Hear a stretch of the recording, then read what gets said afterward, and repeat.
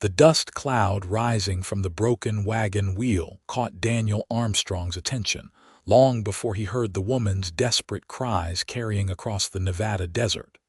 And he knew immediately that whoever was stranded out here under the merciless afternoon sun would not last another hour without help. It was August 1882, and the heat bore down with an intensity that made even the lizards seek shelter beneath the scattered rocks. Daniel urged his horse forward, squinting against the glare to make out the figure sitting beside the disabled wagon. As he drew closer, he could see her more clearly. A woman in a dusty traveling dress, her dark hair coming loose from its pins, her face flushed from the heat and streaked with tears. "Madam, are you hurt?" Daniel called out as he approached, already reaching for his canteen. The woman looked up, and Daniel found himself momentarily stunned by her eyes, a striking green that seemed to glow even brighter against her sun-reddened skin. She appeared to be in her early 20s, perhaps a year or two younger than his own 26 years. "I am unharmed, sir, but my wagon wheel has broken clean through. I have been here since dawn, and I fear I will perish if I stay much longer." Her voice trembled despite her attempt to maintain composure. Daniel dismounted quickly and handed her his canteen. She drank deeply, her hands shaking as she gripped the container. While she refreshed herself, Daniel examined the wagon wheel. It was beyond any quick repair, the wooden spokes shattered in multiple places. "What brings you out here alone, madam?" "This road does not see much traffic between Colfax and the mining camps." The woman lowered the canteen and looked at him with an expression that held such profound sadness that Daniel felt it like a physical blow. "I am traveling west, though I suppose it matters little where I go now. I have no family left to find me. My parents died of fever 3 months ago in Missouri. My only brother was killed in a mining accident last year. I was hoping to start fresh somewhere, but it seems fate has other plans." "What is your name?" Daniel asked gently, crouching down to her level. Natalie Vance." "Well, Miss Vance, I am Daniel Armstrong, and I can assure you that fate brought me along this road for a reason. We cannot repair this wheel here, but Colfax is only about 10 miles northeast. You can ride with me, and we will arrange to have your belongings retrieved later." Natalie hesitated, her eyes searching his face as if trying to determine whether she could trust him. Daniel understood her caution. A woman alone had every reason to be wary of strangers, even those offering help. "I promise you, Miss Vance, I mean you no harm. I work as a ranch hand at the Double M Ranch just outside Colfax. The owner, Margaret Morrison, is a respectable widow who would be happy to offer you accommodation while you figure out your next steps. You cannot stay out here." Perhaps it was the earnestness in his voice, or perhaps it was the desperate nature of her situation, but Natalie nodded slowly. "Thank you, Mr. Armstrong. I accept your generous offer." Daniel helped her gather a small bag of essential items from the wagon, making note of its location so they could return with proper equipment. He then assisted her onto his horse, climbing up behind her. The proximity made him acutely aware of her presence, the faint scent of lavender that clung to her despite the dust, the way she fit naturally against him as they began the journey to Colfax. They rode in silence for a while, the only sounds the steady clip of hooves and the occasional cry of a hawk overhead. Daniel found himself wondering about this woman who had lost everything, who spoke with such refined grammar despite her current circumstances.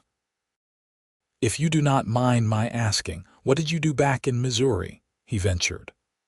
"I was a schoolteacher," Natalie replied, her voice steadier now. "My father was a minister, and my mother taught me to read before I could barely walk. I always loved learning, loved sharing that with children. After my parents passed, I could not bear to stay in that town anymore. Everything reminded me of them. I sold what little we had and bought that wagon and supplies, thinking I would head to California and find a teaching position in one of the growing towns there. Colfax could use a teacher, Daniel said, the idea forming even as he spoke. There are enough families with children now, but they have been making do with whatever education the parents can provide themselves. The town council has been discussing hiring someone for over a year, but no qualified person has come through. You really think they would consider me? A woman traveling alone with no references. Your circumstances are not your fault, Miss Vance. Anyone with eyes can see you are a respectable woman fallen on hard times.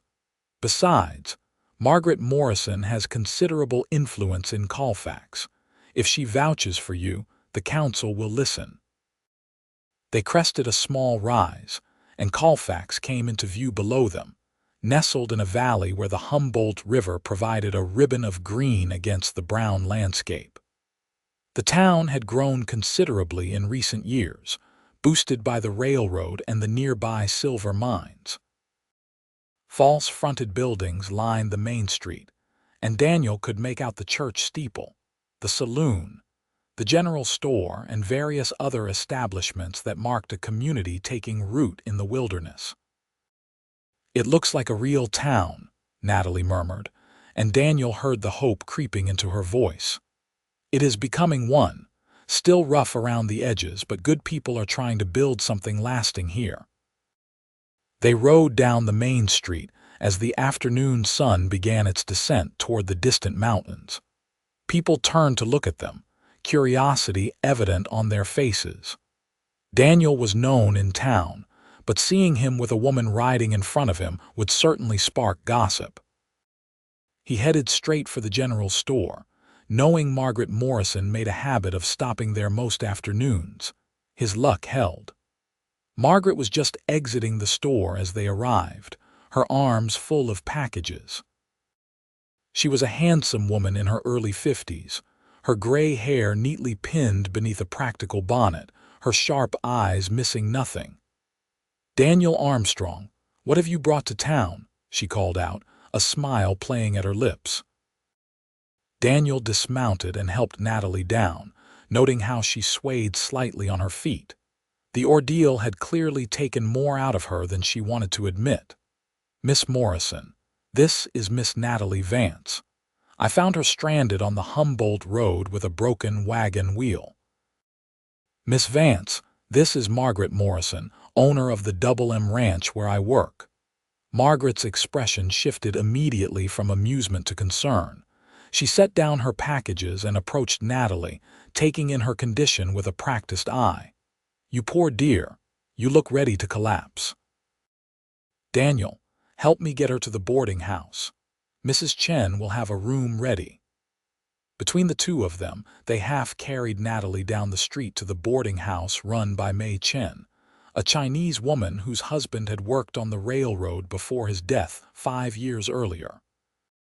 Mei took one look at Natalie and immediately began issuing orders, preparing a cool bath and a light meal. Daniel waited downstairs with Margaret while Mei tended to Natalie. "Tell me what happened," Margaret said, settling into one of the boarding house's worn but comfortable chairs. Daniel recounted the story, including what Natalie had told him about her circumstances and her background as a teacher. Margaret listened intently, her fingers tapping thoughtfully on the chair's arm. "A teacher, you say? That is very interesting timing. The town council just allocated funds last week to hire someone. They were planning to place advertisements in San Francisco and Sacramento newspapers." "That is what I told her. I said you might vouch for her character, though I realize we know nothing about her beyond what she has told me." Margaret studied him with those sharp eyes. "You believe her story, though." "I do. There is something about her, Miss Morrison. She is not lying. And perhaps something else about her that caught your attention." Margaret's smile was knowing but not unkind. Daniel felt heat rise to his face. She needs help. I could not leave her out there. No, you could not. That is one of the things I value most about you, Daniel. You have a good heart. Margaret rose from her chair.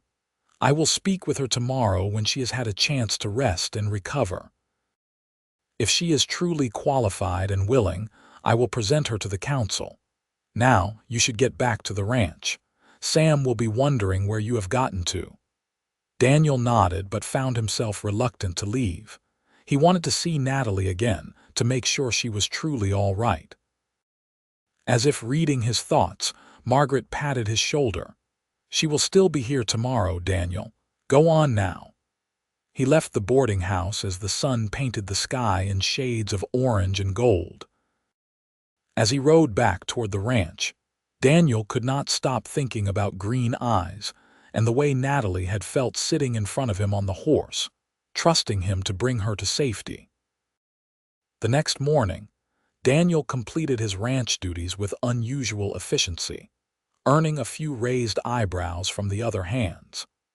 By noon, he found an excuse to ride into town, telling himself he needed to check on arrangements for retrieving Natalie's wagon and belongings. He found Margaret at the boarding house, sitting with Natalie on the front porch. Natalie looked transformed from the desperate woman he had rescued yesterday. She wore a simple but clean dress that May must have loaned her hair properly pinned, her face no longer flushed with heat exhaustion. She was beautiful, Daniel realized with a jolt that went straight through his chest. "Mr. Armstrong," Natalie said, rising from her chair. "I did not properly thank you yesterday for saving my life. I am deeply grateful." "It was nothing, Miss Vance. Anyone would have done the same." "Perhaps, but you were the one who came along. Miss Morrison has been telling me about Colfax and the teaching position. I can hardly believe my good fortune." "I have told her that the council meets tomorrow evening," Margaret interjected. "If Natalie is willing, I will introduce her then. In the meantime, I have taken the liberty of speaking with Reverend Thomas. He has agreed to let her use his library to prepare a demonstration lesson." "That is wonderful news," Daniel said, meaning it. "About your wagon, Miss Vance, I thought I would ride out this afternoon with one of the ranch wagons to collect your belongings. If there is anything you need from it urgently, I could bring it back today." "That is very kind of you." "There is a trunk with my books and papers and another with my clothes. Everything else can wait." Natalie hesitated, then added, "Would you allow me to accompany you? I know it may seem strange, but I would like to retrieve some things myself, and I would like to see the place in daylight when I am not dying of thirst." Daniel glanced at Margaret, who gave a small nod of approval. "Of course. I will get the wagon and return within the hour." True to his word, Daniel returned with a sturdy wagon borrowed from the ranch. Natalie was waiting, now wearing a borrowed sunbonnet and carrying a canteen. They set off together, and Daniel found himself more nervous than he could remember being in years. Yesterday, he had been focused on rescuing someone in distress. Today, he was simply a man spending time with a beautiful woman, and he felt suddenly aware of every word that came out of his mouth. "How are you feeling today, Miss Vance?" "Truly, much better, thank you, Mrs. Chen fed me an enormous breakfast and insisted I drink what felt like gallons of water. I did not realize how close I came to serious harm until I was safe and could look back on it. This country does not forgive mistakes. You were fortunate I happened along that road. You travel it often." "A few times a month. I sometimes run errands for Miss Morrison in the mining camps to the southwest. Yesterday, I was returning from delivering a message to a mine foreman about a horse purchase." They talked easily as they traveled, the conversation flowing naturally. Natalie asked him about the ranch and his work, and Daniel found himself telling her things he rarely shared. How he had come west from Ohio after the war, looking for a fresh start. How he had drifted from job to job before finding his place at the Double M Ranch 5 years ago. Miss Morrison is a fair employer, treats everyone with respect regardless of their past. She gave me a chance when I was down to my last few dollars and had about given up on finding decent work. She seems like a remarkable woman, a ranch owner in her own right. Her husband bought the land 20 years ago, but it was Margaret who built it into what it is today. When he died, plenty of men assumed she would sell out. Instead, she proved she could run a ranch better than most of them. They reached Natalie's wagon in good time. In the daylight, with the immediate crisis past, the scene looked almost peaceful. The disabled wagon sat where they had left it, undisturbed except for some animal tracks in the dust around it. Daniel set to work transferring Natalie's belongings to his wagon while she sorted through items, making decisions about what to bring now and what could wait. He was impressed by how few possessions she had. 2 trunks, a few boxes of household items, some preserved food, and little else. "Is this everything?" he asked gently. Natalie nodded, her expression distant. "I sold most of our furniture and household goods before I left. These trunks contain what mattered most to me. My parents' books, my mother's wedding china, my father's Bible. The rest were just things." Daniel understood loss, though he had never spoken of it to anyone in Colfax. He had left his own ghosts back in Ohio. Parents dead from cholera, a sweetheart who had married someone else while he was away at war. Perhaps that was why he felt such an immediate connection to Natalie. They both understood what it meant to start over with nothing but hope and determination. "You are very quiet, Mr. Armstrong," Natalie said as they finished loading the wagon. "I was just thinking that you are brave, Miss Vance. Not many people would have the courage to leave everything familiar behind and strike out for unknown territory. Brave or foolish, I have not decided which." "Brave," Daniel said firmly. "Definitely brave." Their eyes met, and Daniel felt that jolt again, that sense of connection he could not quite name. Natalie looked away first, color rising in her cheeks that had nothing to do with the sun. They returned to Colfax in the late afternoon, and Daniel helped carry Natalie's trunks up to her room at the boarding house. As he prepared to leave, Natalie touched his arm, stopping him. "Mr. Armstrong, I want you to know how much your kindness has meant to me. You did not just save my life yesterday. You have given me hope that I can truly make a new start here. Everyone deserves a second chance, Miss Vance. I hope Colfax will be the right place for you." "I hope so too. Will you be at the council meeting tomorrow evening?" "I was not planning on it."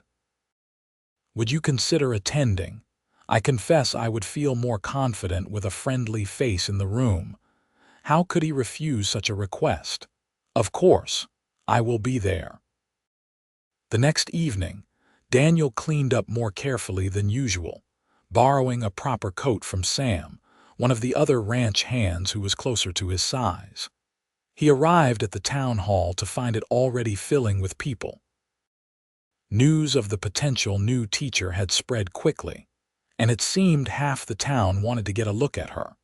Margaret arrived with Natalie, who looked composed despite what must have been considerable nerves.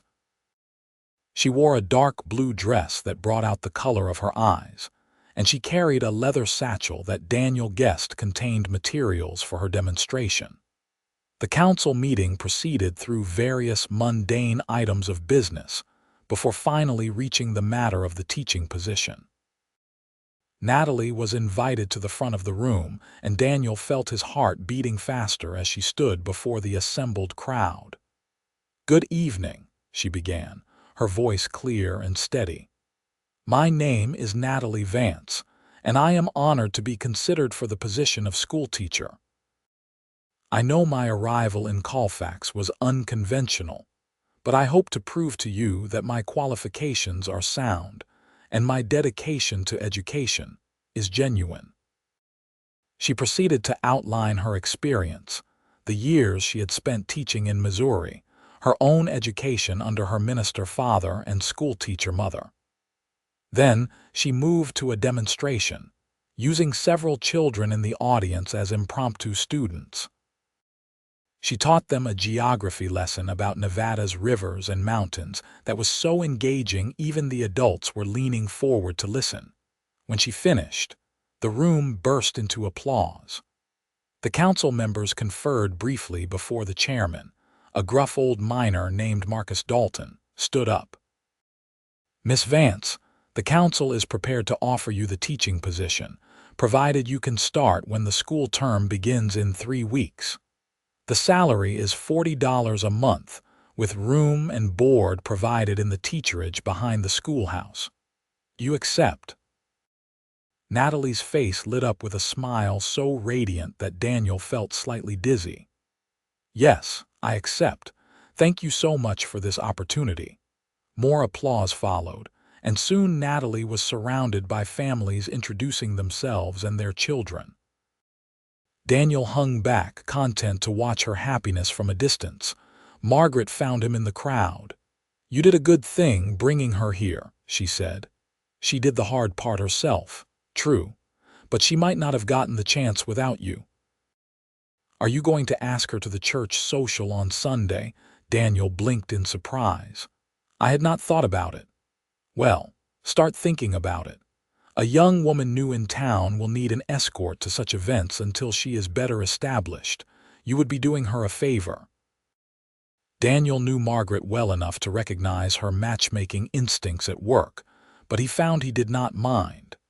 The idea of spending more time with Natalie appealed to him greatly. He waited until the crowd around her thinned before approaching. "Congratulations, Miss Vance. You were wonderful."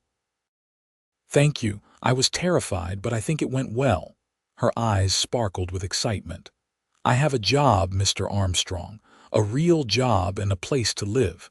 3 days ago I thought I was going to die in the desert, and now I have a future again." "You deserve it." Daniel took a breath, gathering his courage. "Miss Vance, I was wondering if you might allow me to escort you to the church social on Sunday. It is a monthly gathering, a good chance for you to meet more of the town's residents in a less formal setting." "I would like that very much, Mr. Armstrong." "Daniel, please call me Daniel. Only if you will call me Natalie." "It would be my pleasure, Natalie." Sunday arrived with clear skies and moderate temperatures, a gift in the Nevada summer. Daniel borrowed the ranch wagon again and drove into town to collect Natalie from the boarding house. She was waiting on the porch, wearing a light green dress that complemented her eyes and carrying a basket covered with a cloth. "I baked," she announced as he helped her into the wagon.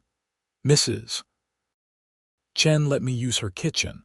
I hope they turned out all right. It has been a while since I had proper facilities." "I am sure they will be delicious." "What did you make?" "Apple tarts from dried apples. It was all I could manage without fresh fruit." The church social was held in a grove of cottonwood trees near the river, one of the few spots in the area with natural shade and the pleasant sound of running water. Tables had been set up, groaning under the weight of food brought by the town's families. Children ran and played while adults gathered in conversational groups. Daniel introduced Natalie to people she had not yet met, staying close as she navigated the social waters of small-town life. He noticed how naturally she interacted with the children, remembering their names after a single introduction, asking them questions that made their faces light up. He also noticed the appraising looks from several of the town's matrons and the more openly admiring glances from a few unmarried men. The sight of other men looking at Natalie with interest stirred something unexpected in Daniel's chest: possessiveness. He had no claim on her beyond being the one who had rescued her and having escorted her to a church social. Yet he found himself moving closer, unconsciously signaling to others that she was with him. After they had eaten and Natalie had received numerous compliments on her apple tarts, Daniel suggested a walk along the river path. They strolled in comfortable companionship, the sounds of the social fading behind them. "Everyone has been so welcoming," Natalie said. "I was worried about being an outsider, but people genuinely seem pleased to have me here. This town has a way of embracing people who are willing to contribute to its growth. You are bringing something valuable to Colfax. Of course they are pleased." They reached a spot where a fallen log provided a natural seat overlooking the river. Daniel brushed it off and they sat together, watching the water flow past. "Can I ask you something, Daniel?" "Of course." "Why did you never marry? A man like you, with steady work and clear character, surely you have had opportunities." Daniel was quiet for a moment, considering how much to reveal. "I was engaged once, back in Ohio before the war. When I returned, she had married another man. She said she could not wait indefinitely, not knowing if I would come back at all. I understood, but it hurt. After that, I focused on surviving, on finding my place in the world. Romance seemed like a luxury I could not afford. I am sorry. That must have been painful. It was a long time ago." "What about you? Was there no young man back in Missouri?" Natalie shook her head. "After my brother died, I was too busy caring for my parents. My father's illness was long and difficult, and my mother never recovered from the grief of losing her son. By the time they both passed, I felt ancient at 23, like I had already lived a full lifetime of loss." "23 is not ancient," Daniel said softly. "You have your whole life ahead of you. So do you. You are not so old yourself." 26. "Well then, we are both in our prime, as they say." Natalie smiled, but there was something wistful in her expression. "Do you ever think about what you want from life, Daniel? Beyond just surviving?" "Lately I have," he admitted. "Especially the last few days. I have been thinking that maybe it is time to want something more than just a place to sleep and regular meals. Maybe it is time to build something of my own." "Like what?" "Maybe a small ranch of my own eventually. Nothing grand, just enough land for some cattle and horses. A house, a family." He paused, then added quietly, "Someone to share it with." Their eyes met, and Daniel saw his own growing feelings reflected back at him. 3 days was hardly enough time to know if what they felt was real or just the intensity of the circumstances that had brought them together. But Daniel could not deny the connection between them. "We should head back," Natalie said, though she made no move to rise. "People will talk if we are gone too long." "Let them talk." "You say that now, but gossip can be cruel, especially for a woman trying to establish herself in a new community. I cannot afford to have my reputation questioned before I have even begun teaching." Daniel knew she was right, though he hated the injustice of it. He stood and offered his hand to help her up. They walked back to the social, maintaining a proper distance between them, but Daniel thought everyone must be able to see the change in the air, the electricity that seemed to spark whenever they looked at each other. The following weeks fell into a pattern. Daniel found reasons to visit Colfax more frequently than his ranch duties strictly required. He helped Natalie move into the teacherage, a small but tidy cottage with 2 rooms and a pot-bellied stove. He assisted in cleaning and repairing the schoolhouse, which had fallen into disrepair during the years without a teacher. Other men volunteered as well, but Daniel made sure he was there as often as possible. Natalie threw herself into preparing for the school term. She created lesson plans, organized the few books available, and made lists of supplies needed. She visited families in their homes, introducing herself formally to the parents and getting to know the children who would be her students. On evenings when Daniel was in town, they would sit on the teacherage porch and talk for hours. Daniel learned about Natalie's childhood in Missouri, her love of reading, her strong faith, and her determination to make a difference in the world. Natalie learned about Daniel's experiences in the war, his years of wandering afterward, and his deep respect for the land and the hard work of ranching. They were falling in love, though neither spoke the words aloud. It seemed too soon, too sudden, even though Daniel felt it with a certainty that surprised him. He had thought himself incapable of such feelings after his heartbreak in Ohio, but Natalie had awakened something in him he thought had died long ago. The school term began in early September, and Daniel made a point of being in town that first day. He watched from a distance as Natalie rang the school bell and welcomed her students, ranging in age from 6 to 14. She looked every inch the proper schoolteacher, her hair neatly pinned, her dress practical but professional, her face glowing with purpose. That evening he found her collapsed in a chair on her porch, looking exhausted but happy. 12 students, she announced as he approached. 12 bright, curious, challenging students. Daniel, it was wonderful, he laughed at her enthusiasm. I am glad it went well. I worried you might be overwhelmed. Oh, I was completely overwhelmed, but in the best possible way. She patted the chair next to her. Sit with me. I want to hear about your day. They talked as the sun set and the stars emerged in the vast Nevada sky. When it grew late and Daniel knew he needed to start the ride back to the ranch, he stood reluctantly.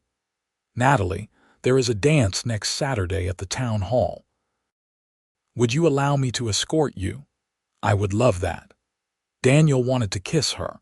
The desire was so strong it took all his willpower to resist. But Natalie was right about protecting her reputation, especially now that she had begun teaching. So instead, he simply took her hand and pressed it gently. Until Saturday, then. The week seemed to crawl by. Daniel threw himself into his work at the ranch, helping with the preparations for the cattle drive that would happen in late fall. But his thoughts kept drifting to Natalie, to the way her face lit up when she talked about her students, to the sound of her laugh, to the way he felt complete in her presence in a way he had never experienced before. Saturday finally arrived. Daniel took extra care with his appearance, even getting a haircut from the barber in town before collecting Natalie. When she opened the door of the teacherage, his breath caught. She wore a dress he had not seen before, a deep rose color that brought out the warmth in her complexion. Her hair was arranged in an elaborate style that must have taken considerable time. You look beautiful, he said, the words inadequate to express what he was feeling. Thank you. You look very handsome yourself. The town hall was already crowded when they arrived, the small band of local musicians tuning their instruments. Daniel led Natalie to the dance floor as the music started, a lively reel that had couples spinning and laughing. Daniel was not an experienced dancer, but he knew the basic steps, and Natalie followed his lead gracefully. They danced several sets, catching their breath between dances and watching the other couples. Other men asked Natalie to dance, and Daniel forced himself to step back and allow it, though he counted the minutes until he could reclaim her. During a slower waltz with Natalie back in his arms, Daniel felt the last of his reservations crumble. Natalie, I need to tell you something. She looked up at him, her green eyes reflecting the lamplight. What is it? I know it has only been a month since we met. I know people would say it is too soon, but I cannot keep this to myself anymore. I am in love with you. I think I have been since the moment I saw you beside that broken wagon, but I know it for certain now. You have become the most important person in my world, and I cannot imagine my life without you in it. Natalie stopped dancing, standing still in the middle of the floor while other couples swirled around them. For a moment, Daniel feared he had spoken too soon, that he had ruined everything by revealing his feelings. Then she smiled, tears glistening in her eyes. Oh, Daniel, I love you too. I have been so afraid to say it, afraid you might think me foolish or too forward, but I feel the same way. You saved me, not just from dying in the desert, but from the loneliness that had been eating away at me for so long. You have given me more than just a second chance at life. You have given me hope for a real future." Daniel wanted to kiss her more than he had ever wanted anything, but they were surrounded by the entire town. Instead, he took both her hands in his and said, "Natalie Vance, I do not have much to offer you right now except my heart and my promise to build a good life for us. But if you will have me, I would be honored if you would marry me." "Yes," she said without hesitation. "Yes, Daniel, I will marry you." The music had stopped, and Daniel realized that everyone in the hall was watching them. For a moment, he worried that they had made a spectacle of themselves, but then applause broke out, and Margaret Morrison was pushing through the crowd to embrace them both. "About time," she said with satisfaction. "I have been waiting for you to get around to proposing for 2 weeks now." Laughter and congratulations followed. The band struck up a celebratory tune, and Daniel finally allowed himself to kiss Natalie, a brief but tender kiss that sealed their promise to each other. They were married 6 weeks later in late October, in a simple ceremony at the Colfax Church with Reverend Thomas officiating.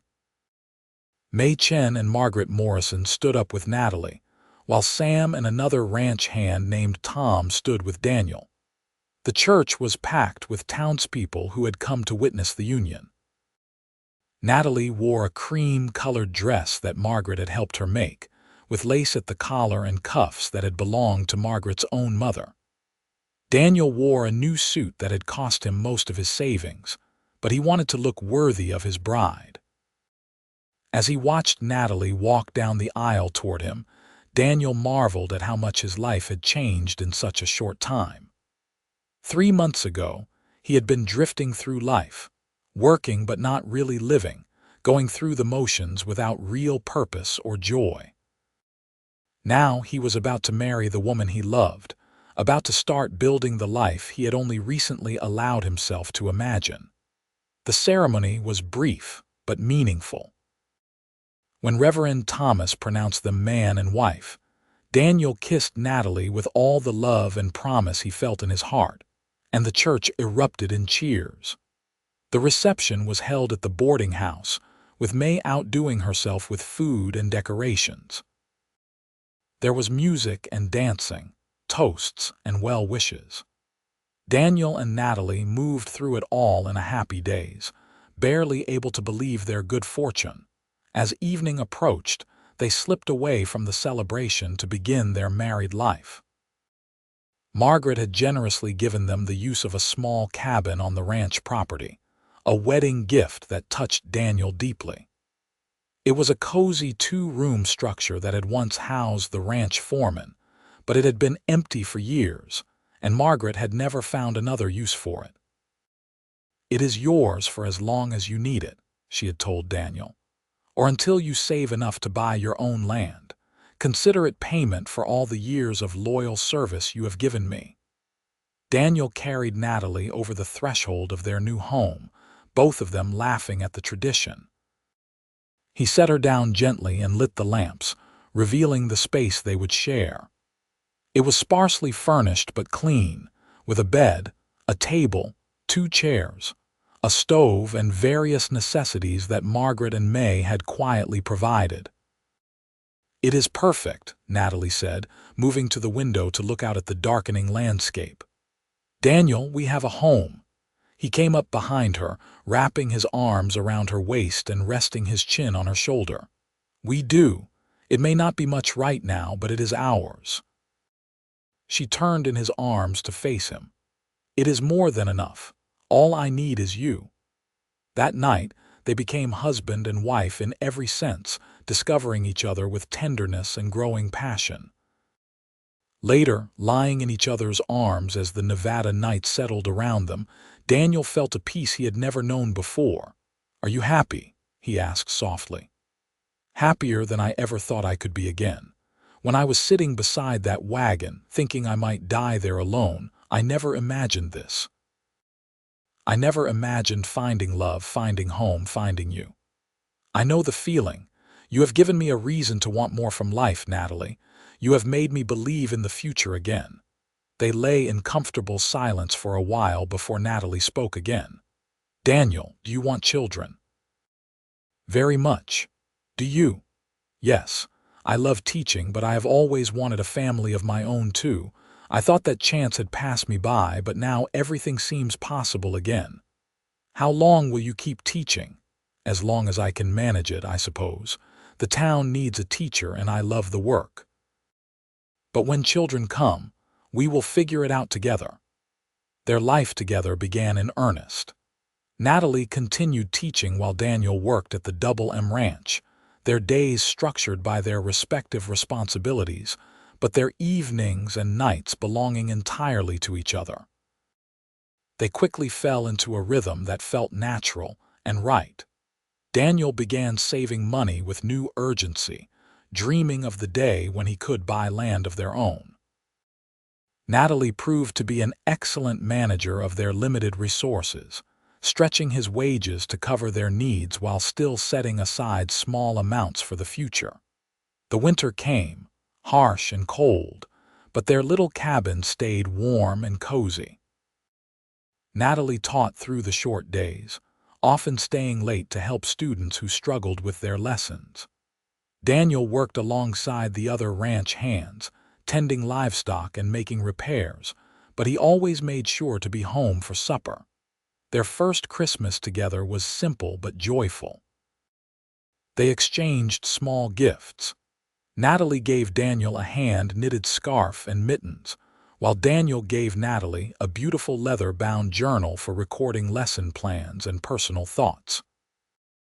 They spent Christmas Day with Margaret at the ranch house, part of the family celebration she held for all her hands. As winter gave way to spring, Natalie's teaching term came to an end. The school would be closed for the summer months, and the town council had already confirmed her position for the following year. But in early May, Natalie came to Daniel with news that changed everything. "I am pregnant," she said simply, watching his face for his reaction. Daniel's response was immediate and joyful. He swept her into his arms, spinning her around before remembering to be gentle. "Are you certain?" "As certain as I can be. Mrs. Chen noticed before I did, actually. She took me aside last week and asked some pointed questions. I have been feeling tired and queasy in the mornings, and I have missed my monthly courses twice now." "This is wonderful news, Natalie. We are going to be parents. Are you truly happy about it? I know we have not been married even a year yet, and our finances are still tight." "I am more than happy. I am overjoyed. We will manage, Natalie. We will make it work." Daniel placed his hand gently on her stomach, still flat but harboring their child. "When will the baby come?" "December, I think. Right around Christmas." Daniel immediately began making plans. They would need more space, more furniture, supplies for the baby. His dream of buying land would have to wait, but that was fine. His family was the most important thing now. Margaret was thrilled by the news and immediately began making arrangements. "You cannot have a baby in that tiny cabin," she declared. "The cabin 2 buildings over is larger. Move into that one. And I am giving you a raise, Daniel. You have been with me long enough to have earned it anyway." The summer passed in a blur of preparations. Natalie spent her free time sewing baby clothes and blankets while Daniel built a cradle with his own hands, working carefully to make it sturdy and smooth.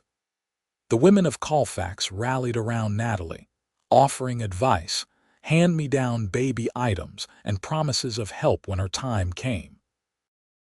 By autumn, Natalie's condition was obvious to everyone. She moved with the careful grace of a woman carrying precious cargo, one hand often resting protectively on her growing belly. She had decided not to return to teaching for the fall term, knowing that by winter she would be too far along to continue anyway. The town council had hired a temporary teacher, a young man from Virginia City who would fill in until Natalie could return. It bothered Daniel that they had assumed she would come back to teaching, not considering that she might want to stay home with her child, but Natalie seemed unconcerned. "We will decide what is best when the time comes," she said. "Right now, all that matters is bringing this baby safely into the world." December arrived with unusual warmth for Nevada, as if the weather itself wanted to be kind to them. On Christmas Eve, as Daniel and Natalie prepared for bed, Natalie suddenly gripped his arm. "Daniel, I think it is time." Her labor lasted through the night and into Christmas morning. Daniel paced outside their cabin while May Chen and Margaret attended to Natalie inside, along with Dr. Harrison, who had arrived from town as soon as he received word. Finally, as the sun rose on Christmas Day, Daniel heard the sound he had been waiting for, a baby's cry. Margaret emerged from the cabin, her face wreathed in smiles. "You have a son, Daniel, a healthy, strong boy, and Natalie did wonderfully. Come meet your child." Daniel entered the cabin on shaky legs to find Natalie propped up in bed, exhausted but radiant, holding a small bundle wrapped in blankets. She smiled up at him as he approached. "Meet your son, Daniel." He took the baby carefully, awed by the tiny face, the miniature fingers that curled around his thumb with surprising strength. "He is perfect," Daniel whispered. "You are perfect. Thank you, Natalie." "What should we name him?" Natalie asked. They had discussed names throughout the pregnancy but never settled on one definitively. Now, looking at his son, Daniel knew. "What do you think of Matthew, after your father?" Tears sprang to Natalie's eyes. "You would do that. Name our son after my father." "Your father was a good man from everything you have told me. It would be an honor." "Matthew Daniel Armstrong," Natalie said, trying out the name. "Yes, I love it. Welcome to the world, Matthew." The early months of parenthood were exhausting but fulfilling. Matthew proved to be a good baby, fussy only when hungry or needing a clean diaper. Daniel discovered reserves of patience and tenderness he had not known he possessed, marveling at every sound and movement his son made. Natalie took to motherhood naturally, though Daniel made sure she was not overwhelmed, taking on more household duties himself and hiring a local girl to help with laundry and heavy cleaning.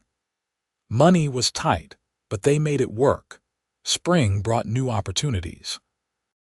Margaret approached Daniel one evening with a proposition. "I am not getting any younger," she said bluntly. "I need to start thinking about the future of this ranch. You have been my most trusted hand for years now, Daniel.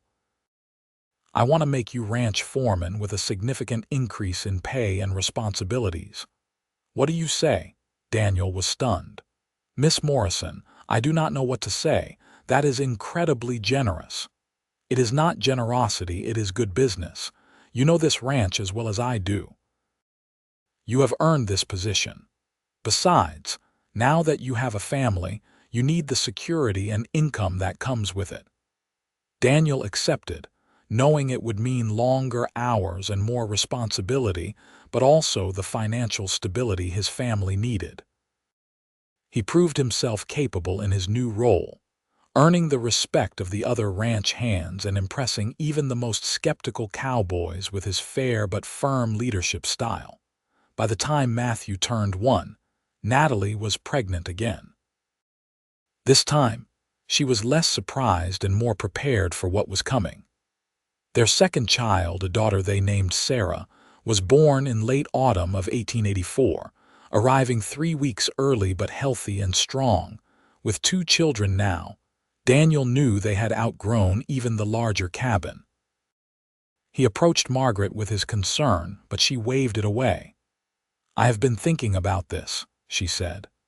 "There is that old house on the northeast section of the property, the one the previous owner built before selling to my husband.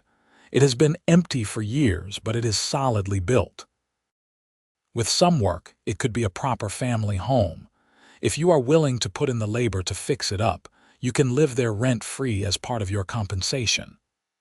The house was indeed in need of work, but the bones were good. It had 4 rooms, a real luxury compared to the cabin. Daniel spent every spare moment over the next few months repairing the roof, replacing broken windows, patching holes in the walls, and making it weather-tight and comfortable. By spring of 1885, they moved into the house with their 2 children. Natalie cried when she saw it all finished, the kitchen with a proper stove and workspace, the separate bedrooms, the front porch where they could sit in the evenings. "It is a real home, Daniel, our home." "Not quite ours," Daniel reminded her. "It still belongs to Miss Morrison. For now. But someday we will have our own land, our own ranch. I know we will." Daniel shared her faith, even though that day still seemed far off. He was 29 now, Natalie 26. They had time to build their dreams, to save and plan and work toward the future they envisioned. The years flowed by with the gentle rhythm of family life. Matthew grew into a bright, curious boy who loved following his father around the ranch. Sarah was quieter, more thoughtful, but with a stubborn streak that reminded Daniel of Natalie. In 1887, Natalie gave birth to their 3rd child, another son they named Thomas after Reverend Thomas, who had married them and baptized all their children. The house that had seemed so spacious now felt comfortably full, alive with the sounds of children. Natalie had not returned to teaching, though the town council had asked several times. She was content to focus on her own children for now, though she sometimes tutored students who needed extra help in reading or arithmetic. She told Daniel she would consider going back to teaching when the children were older. But for now, this was where she wanted to be. Daniel had been carefully saving money for years, setting aside every penny he could spare from his wages. By 1888, he had accumulated enough for a down payment on land. He began looking for property, riding out on his days off to explore the surrounding territory.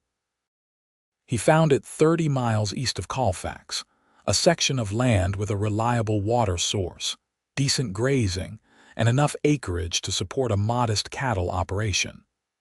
The owner was willing to sell with terms Daniel could afford, a significant down payment and annual payments over 10 years. The night he told Natalie about the property, she cried with joy. "We can really do this. Buy our own land, we can. It will be hard work, Natalie. Harder than anything we have done so far. I will have to build everything from scratch, house, barn, corrals. And I will need to keep working for Miss Morrison for a while longer to keep money coming in. But yes, we can do this. Then let us do it. Let us build our ranch." Daniel purchased the land in the summer of 1888. He was 32 years old and owned property for the first time in his life. The feeling was indescribable, a mixture of pride, terror, and determination. Margaret, far from being upset that Daniel was planning to leave her employ eventually, was supportive and encouraging. "You have given me 10 years of excellent service, Daniel. You have earned the right to build something for yourself. Take your time with the transition. I will help however I can." Over the next 2 years, Daniel split his time between his duties as ranch foreman and building his own ranch.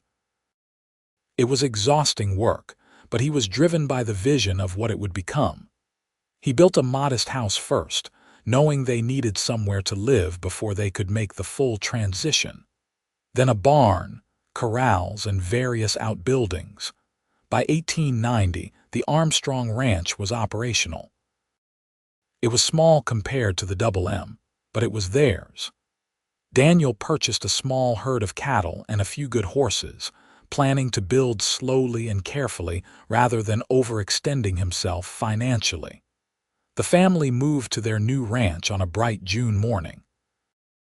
The children, now ranging in age from 6 to 9, were excited about the adventure of living on their own property. Matthew especially was thrilled, already talking about becoming a rancher like his father. Natalie walked through their new house, touching the walls Daniel had built with his own hands, looking out windows at land that belonged to them. "We did it," she said softly. "We really did it." Daniel came up behind her, wrapping his arms around her waist as he had done so many times over the years. "We did. From a broken wagon in the desert to our own ranch. You have brought me more luck and happiness than I ever imagined possible, Natalie." She turned in his arms to face him. "It was not luck, Daniel. It was love. It was choosing each other and working together and never giving up. That is what brought us here." Their life on the ranch was demanding but satisfying. Daniel proved to be a capable rancher, making smart decisions that allowed his herd to grow steadily. Natalie managed the household and kept detailed financial records, her teacher's mind proving invaluable in tracking expenses and planning for the future. The children grew up learning the rhythms of ranch life, taking on age-appropriate chores and responsibilities.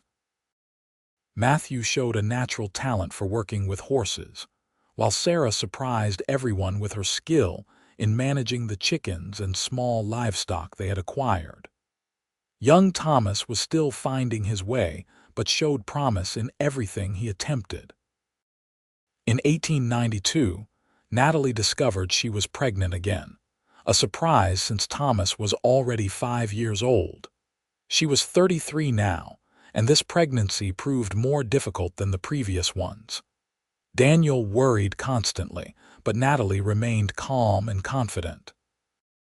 Their fourth child, a daughter they named Grace, was born in early 1893 without complications despite everyone's concerns.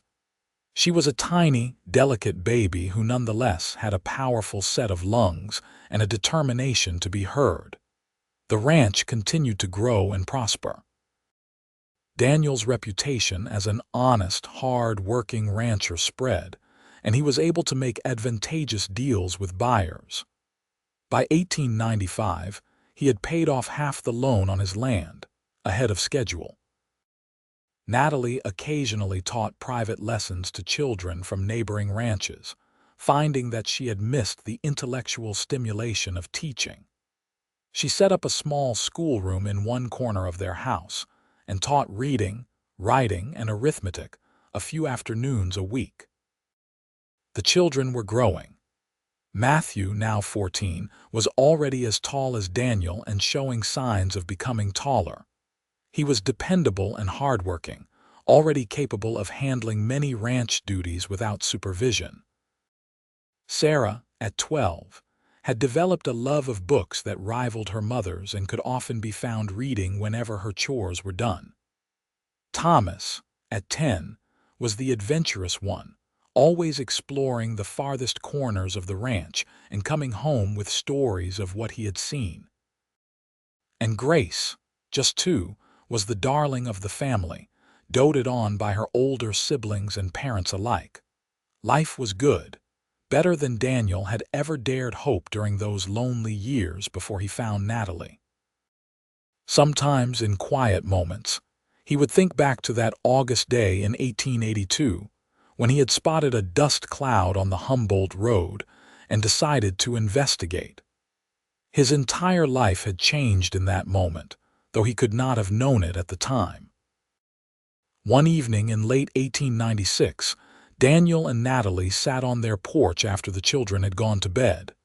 The Nevada sky was brilliant with stars, the air cool and clean after a hot day. "You ever think about that day I found you?" Daniel asked. Natalie smiled, reaching for his hand. "I think about it all the time. I was so scared, Daniel. I thought I was going to die out there, alone and unmissed. I had given up hope. And then you appeared, like an answer to a prayer I had not even fully formed yet. I almost rode past. I almost decided it was not worth investigating. Thank God I did not. It was meant to be. I truly believe that. Everything that happened to us, all the losses we each endured, brought us to that exact place at that exact time, so we could find each other. You ever regret it, the life we have built? I know it is not easy running a ranch. You could have married someone in town, had an easier life. Natalie laughed. An easier life, perhaps, but not a better one. Daniel, I wake up every morning grateful for what we have. For you, for our children, for this land we have built something on. This is exactly where I am supposed to be.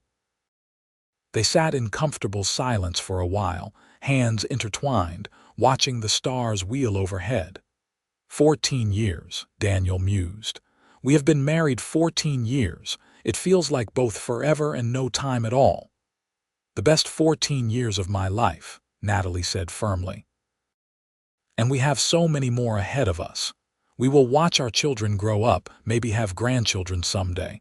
We will keep building this ranch, make it something we can pass down to them.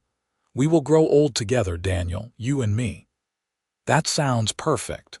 More years passed in productive harmony. Matthew, at 18, was now a full partner in the ranch operations. He had grown into a fine young man, responsible and thoughtful, with his mother's quick mind and his father's work ethic. He had started courting a girl from a neighboring ranch, and Daniel suspected they would be engaged soon.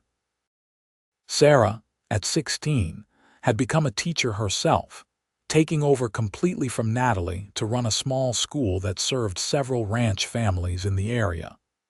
She had inherited her mother's love of education and gift for explaining difficult concepts in ways children could understand. Thomas, at 14, was still finding his way but showed talent as a horseman. He could gentle even the most difficult horses, having a natural affinity for understanding what the animals needed.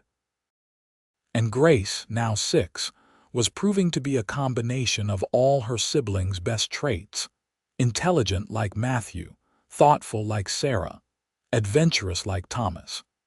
Daniel was 43 now, his hair showing traces of gray at the temples, his hands rough and weathered from years of hard work. Natalie was 40, her beauty perhaps more subtle than in her youth, but no less striking to Daniel's eyes. Their love had deepened over the years, growing from the passionate intensity of new love into something more profound and enduring. The ranch was doing well enough that Daniel was able to purchase adjacent land, expanding their holdings significantly. He now employed 3 regular ranch hands and hired additional help during busy seasons. It was not the largest ranch in the area by any means, but it was solid, well-run, and prosperous. In 1901, Matthew married his sweetheart, Emma, in a ceremony that brought together families from ranches all over the region. Daniel gave them a section of the Armstrong ranch land as a wedding gift, along with enough cattle to start their own small herd. He helped Matthew build a house, just as Margaret had helped him years ago. The sight of Matthew starting his own family filled Daniel with a satisfaction he could barely articulate. This was legacy, continuity, the fruits of all the hard work and sacrifice he and Natalie had poured into building their life. Sarah surprised everyone by announcing she wanted to attend the new teaching college that had opened in Carson City. It was a bold move for a young woman from a ranch family, but Natalie and Daniel supported her ambitions. They helped her prepare for the entrance examination and sent her off with their blessing and enough money to cover her expenses. Thomas, at 19, took over managing the horse breeding operation Daniel had started a few years earlier. He had an eye for good horse flesh and the patience to train them properly. Ranchers from all over began seeking out Armstrong horses, knowing they would be well trained and reliable. Grace was growing into a young lady, though at 10 she still preferred riding horses and helping with ranch work to more traditional feminine pursuits. She reminded Daniel so much of Natalie, determined, intelligent, and completely unafraid to chart her own course. The new century brought changes to the West. The frontier was closing, the wild lawlessness of earlier decades giving way to more settled civilization. Railroads connected towns that had once been isolated. Telegraph lines carried news instantly across vast distances. The world was becoming smaller, more connected. But some things remained constant. The land still demanded respect and hard work. Cattle still needed tending, horses still needed breaking, buildings still needed maintaining. And families still gathered around dinner tables to share their days, still sat on porches in the evening to watch the sun set, still found their greatest wealth in the bonds they forged with each other. One evening in 1903, Natalie and Daniel sat on their porch watching the sunset, a ritual they had performed countless times over the years. Their children were grown or nearly so, Matthew already a father himself with a baby son named James. "We are grandparents now," Natalie said wonderingly. "When did we get so old? Speak for yourself."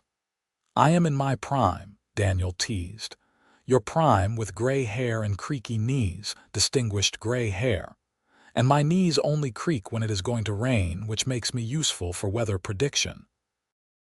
Natalie laughed, the sound as delightful to Daniel now as it had been 21 years ago when he first heard it.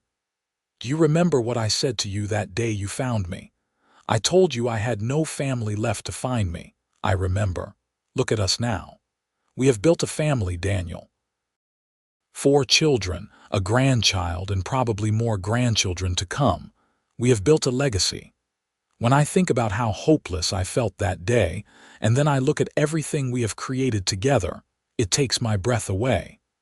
You were never alone, Natalie. Even in that moment, I was already on my way to find you.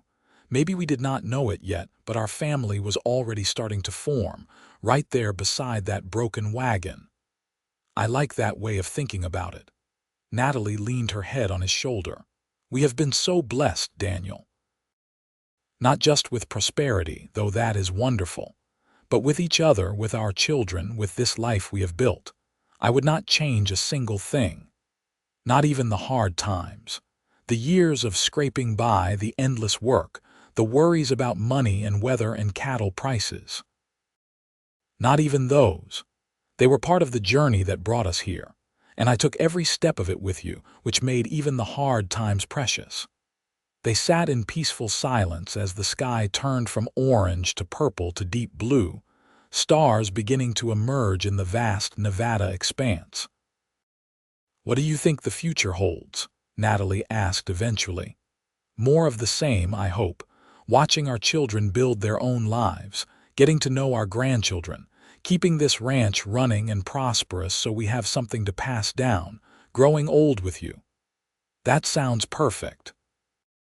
Daniel turned to look at his wife, seeing in her face the young woman he had rescued from the desert, but also every year they had lived together, every experience they had shared, every moment of joy and sorrow and ordinary dailiness that had woven their lives together. "I love you, Natalie Armstrong. I have loved you from almost the first moment I saw you, and I will love you until my last breath. And I love you, Daniel. You gave me back my life when I had lost everything. You gave me hope and home and family. You gave me everything that matters." They kissed then, a gentle kiss full of 21 years of partnership and passion, of shared dreams and shared struggles, of love that had been tested by time and found only to grow stronger. The years continued to pass, bringing both joys and sorrows as all years do. Sarah completed her teaching college and returned to open a proper school in Colfax, becoming one of the most respected educators in the region.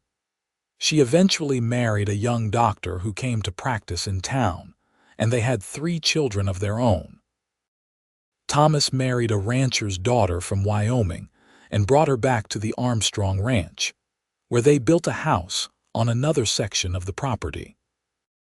They specialized in raising horses, building on the reputation Thomas had established, and their horses became sought after throughout Nevada and beyond. Grace, independent as ever, announced at 17 that she wanted to learn bookkeeping and business management. Daniel arranged for her to study with a businessman in Carson City, and she returned with skills that proved invaluable in managing the ranch's increasingly complex financial affairs.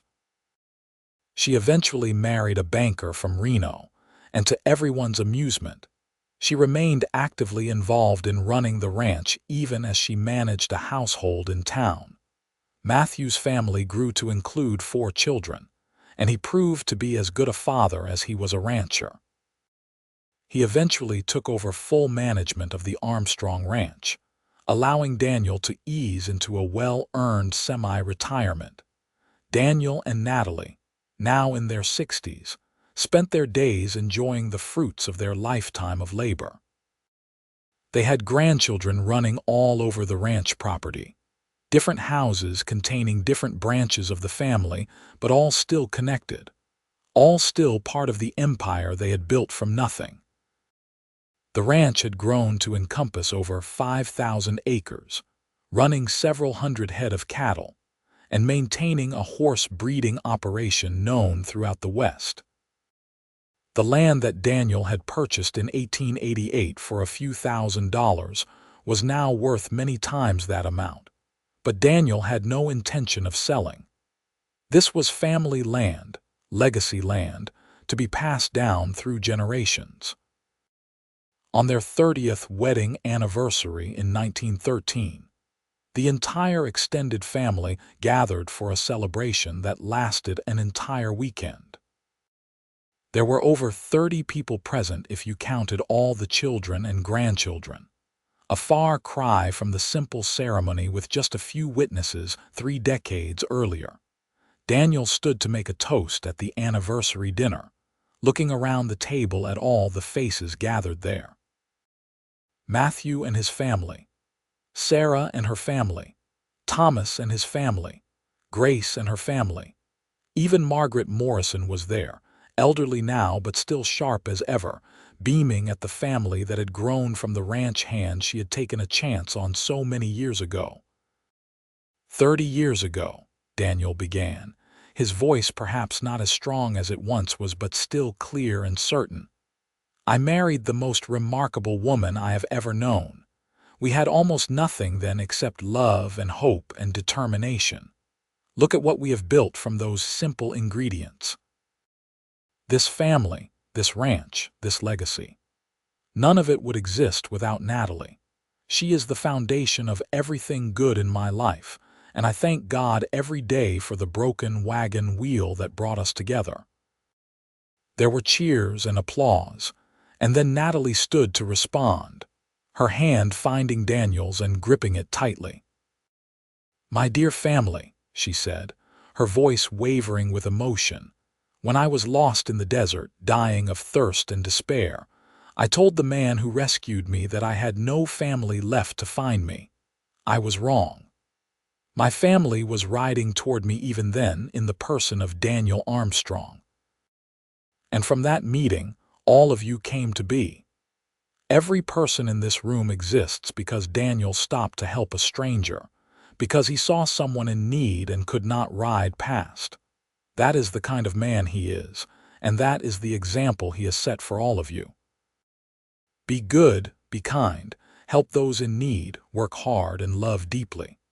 Those are the lessons Daniel has taught me, and I hope they are lessons we have passed on to our children and grandchildren." There was not a dry eye in the house by the time she finished speaking.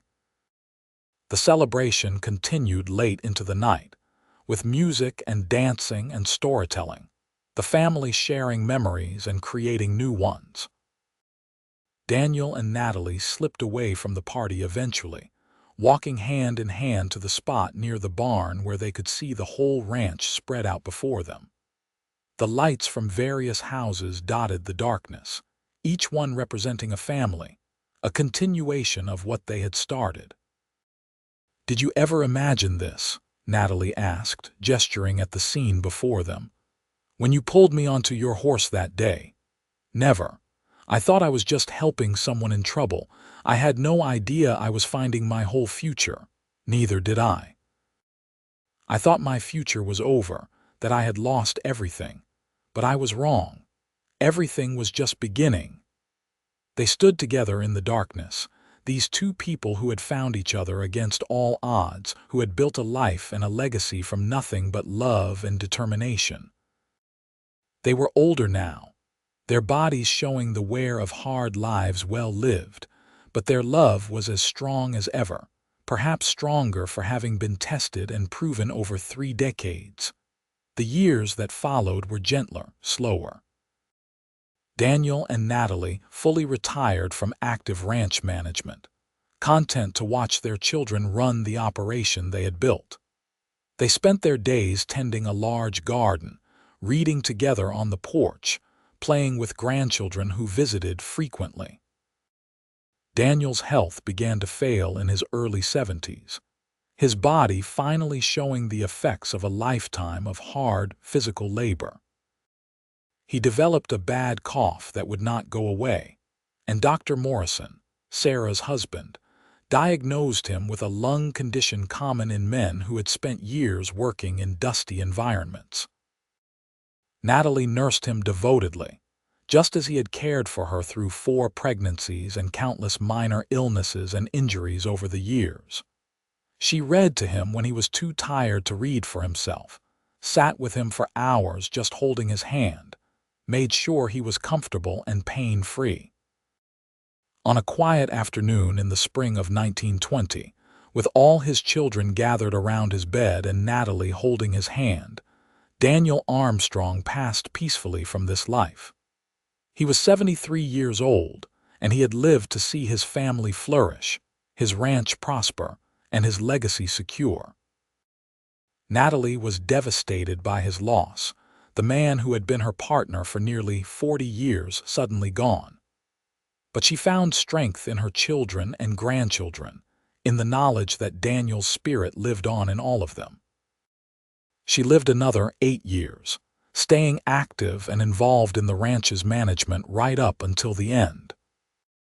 She taught her great-grandchildren to read, shared stories of the old days with anyone who would listen, and kept Daniel's memory alive for the younger generations who had never known him in his prime. When Natalie died peacefully in her sleep in 1928 at the age of 69, she was buried beside Daniel on a hill overlooking the ranch they had built together. The funeral was attended by over 100 people, testament to the impact she and Daniel had made on their community. Matthew, now nearly 60 himself, stood at his mother's graveside and spoke words that captured what Daniel and Natalie had meant to so many. "My parents built more than a ranch. They built a family, a community, a legacy of love and hard work and integrity. They showed us that where you start does not matter as much as how you live and who you choose to love. My mother told me once that she and my father had built a family from nothing, that they had started with a broken wagon in the desert and ended with all of this." He gestured at the gathered crowd, at the prosperous ranch visible in the valley below. That is the power of love, the power of commitment, the power of two people who refuse to give up on each other or their dreams. That is their gift to us, and we will honor it by living the way they taught us to live. The Armstrong Ranch continued to prosper for generations after Daniel and Natalie were gone. Their children and grandchildren and great-grandchildren kept it running, kept the family together, kept the legacy alive. The land they had built their life on remained in the family, passed down through the years, a testament to what two people could create when they loved deeply and worked hard and never gave up. And sometimes, on quiet evenings when the sun set over the Nevada desert, painting the sky in brilliant colors, family members walking near the house Daniel had built with his own hands would swear they could feel the presence of the couple who had started it all, still watching over the family they had created, still bound together by a love that had transcended even death. The broken wagon that had brought them together was long gone, rotted away to nothing in the harsh desert environment. But what had grown from that chance meeting, that moment of compassion and connection, lived on. A family, a legacy, a love story for the ages. It had all begun with a dust cloud on a lonely road, and a cowboy who could not ride past someone in need.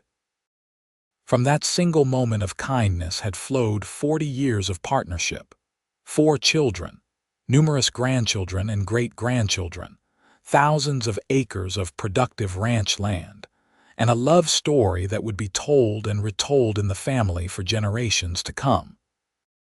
Daniel and Natalie Armstrong had built something that would outlast them both, something that would carry their values and their love forward into a future they would never see, but had made possible through their sacrifices and dedication. They had taken the nothing they started with and transformed it into everything that mattered. And in the end, that was the greatest legacy anyone could leave.